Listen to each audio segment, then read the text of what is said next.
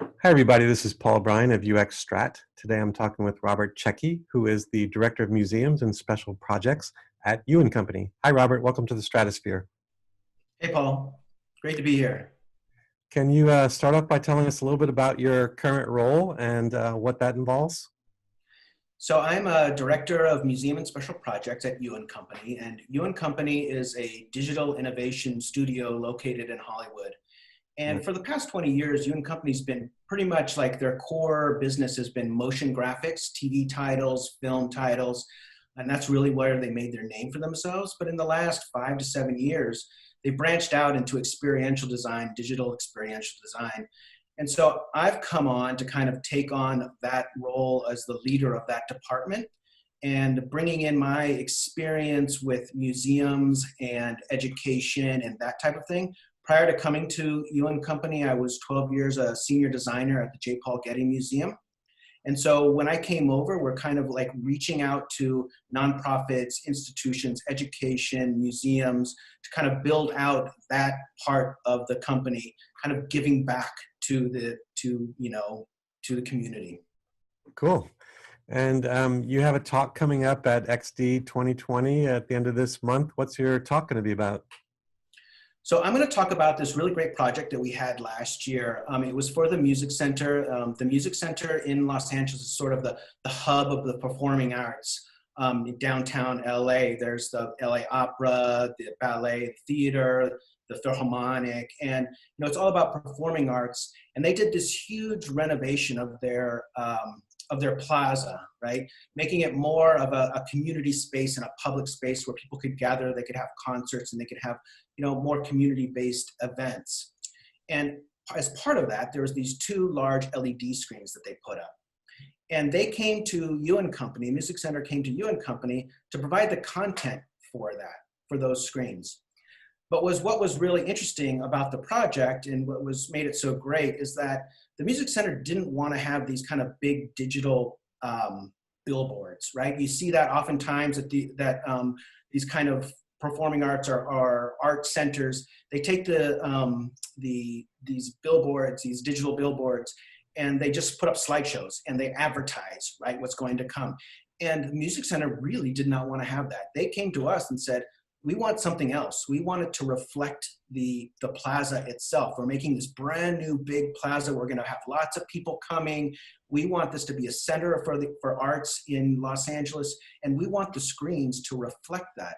And so that was our call, and we got involved to do that, kind of trying to figure it out. And so what I'm going to talk about is how we went about that process of coming up with kind of an open slate of what we could kind of do anything, and then how we figured out and moved and brainstormed and came up with ideas that we could make what people coming to the plaza, how they could see themselves in the screens and how the environment would be reflected in the screens, kind of, and 24/7. So, starting at 6 a.m. and ending at 12. This is not something that would just come on. The screens came on at a certain time, before a performance or during an event. This was something that was going to be going on all day long. And how are we going to reflect that plaza, reflect that public space, for 8 to 10 hours?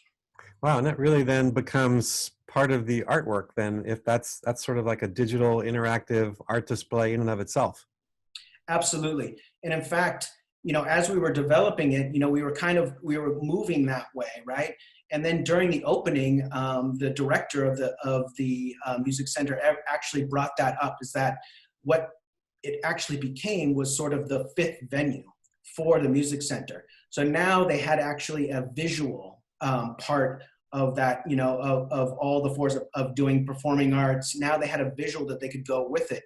And so when they have a dance program on the plaza, now that dance program can not just be reflected in terms of, say, just videotaping it and putting it up like a big screen on a baseball stadium, but actually using graphics, motion graphics, using machine learning, using LiDAR scanners, using all kinds of new emerging technologies to actually change what you're feeding into it to make a new artwork, really a new artwork in and of itself.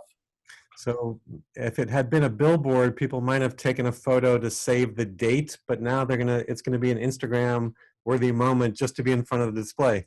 Yeah, absolutely. I mean, we see people all the time. Well, not right now because it's closed, and so there's few people. But when we were open during the last year, during the summer, I mean, people coming up into the plaza and then basically doing this, you know, in front of the screens and seeing themselves and seeing how the graphics changed depending on what they did. If they had, we had graphics that had to do with motion and made color with motion. We had artists like Hokusai and Monk and doing this kind of style transfer where actually creating a new artwork on the screens in the style of a very famous artwork. And now people are in it. And that became a new artwork in and of itself with the screens, with the people who can see themselves in it. So now they're taking pictures of themselves in the screens, in the style, like they're actually in amongst the screen.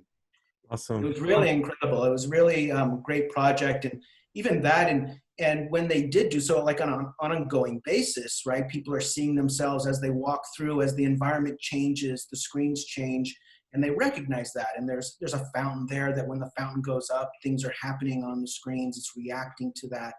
But also for the events, they had a big event during the summer, at the end of the summer, called Dance DTLA, where they would have Latin night and they would have dance instructors and a band perform on stage, and thousands of people would show up to do these, you know, to be part of this Friday night kind of thing. And they would have, you know, kind of open bar and that kind of thing. And it was really amazing to see people react to the screens and how they saw themselves in there and how the graphics changed and how we did audio graphics, and the screens really became part of the whole event, almost to the point where you were looking at it and thinking, well, how did they do this without the screens, you know, before? And then that's like what was kind of really exciting for me. That's awesome. Well, I'm looking forward to your talk on July 31st. Thanks so much for telling me about it today. And if folks want to hear about Robert Checchi and yU+co and the display, join us on July 31st. Thanks, Robert. Sounds great. Thank you.